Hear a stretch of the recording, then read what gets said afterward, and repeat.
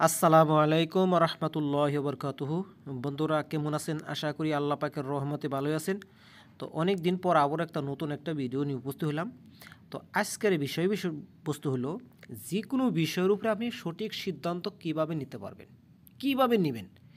যেমন আপনি যে কোনো একটা কাজ করতে চাইছেন, এই কাজটার মধ্যে 2-3টা কাম এক সমানে আপনার এসে গেছে। এই কাজটা আপনার জন্য কোনটা সবচেয়ে ভালো, কোনটা সবচেয়ে বেহতরিন উত্তম, এই কাজটা আপনি করবেন। কিন্তু কাজটা আপনি বুঝতে পারতেছেন না কোনটা করুম কোনটা না করুম। বুঝতে পারছেন এটা করুম না ওইটা করুম, কোনটাই বুঝতে পারতেছেন না। যেমন বিবাহের ক্ষেত্রে মেয়ে 2-3টা এক সমানে পয়গাম এসে যায়, কোনটা করব, বিবাহ কোন জায়গায় দিব, কোনো মানুষই বুঝতে পারতেছেন না, বা আপনিও বুঝতে পারতেছেন না, কেউ বুঝতে পারতেছেন না। তো হেডার মধ্যে আপনি কী করতে পারবেন? হেডার নিয়ে আপনি এটা সিদ্ধান্ত করতে পারবেন ইনশাল্লাহ। এটা ভালো হবে না খারাপ হবে, বিবাহটা কোনটা সবচেয়ে বেহতরিন উত্তম হবে, এটা আপনি সিদ্ধান্ত নিতে পারবেন।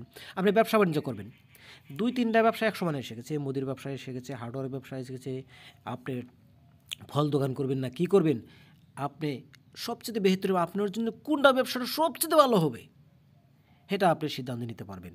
আপনি জমি জায়গা কিনছেন, 2 জায়গার মধ্যে জমি আছে, আপনি পয়গামের সে 2 জায়গার মধ্যে থেকে আপনি কোনটা সবচেয়ে ভালো হবে আপনার জন্য। এবং কি আপনি বাড়ি ঘোড়া করার জন্য জমি যে কিনবেন, কোন জায়গায় মধ্যে করলে আপনার সবচেয়ে ভালো হবে, সবচেয়ে উত্তম হবে, বাড়ি করাটা আপনি উত্তম হবে, উত্তম হবে।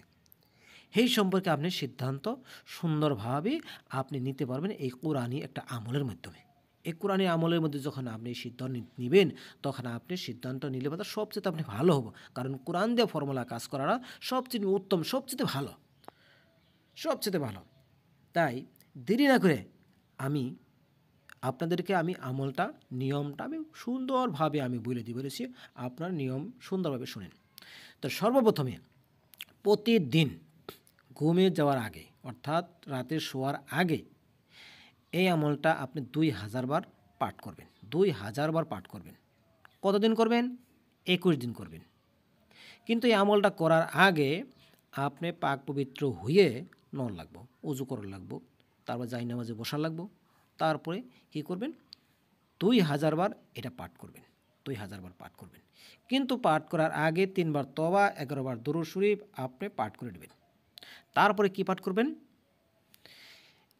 সূরা ফাতিহার একটা আয়াত, এটা হলো আমি দেখিয়ে দিয়ে বলেছি, এটা হলো ইহদিনাস সিরাতাল মুস্তাকিম সিরাতাল্লাযীনা আন'আমতা আলাইহিম গায়রিল মাগদুবি আলাইহিম ওয়ালাদ-দাল্লিন।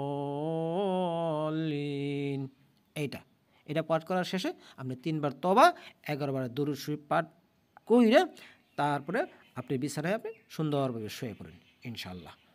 আল্লাহ পাকের রহমতে ইনশাআল্লাহ সব দেখতে পারবেন, ইনশাআল্লাহ বুঝতে পারবেন। আসসালামু আলাইকুম।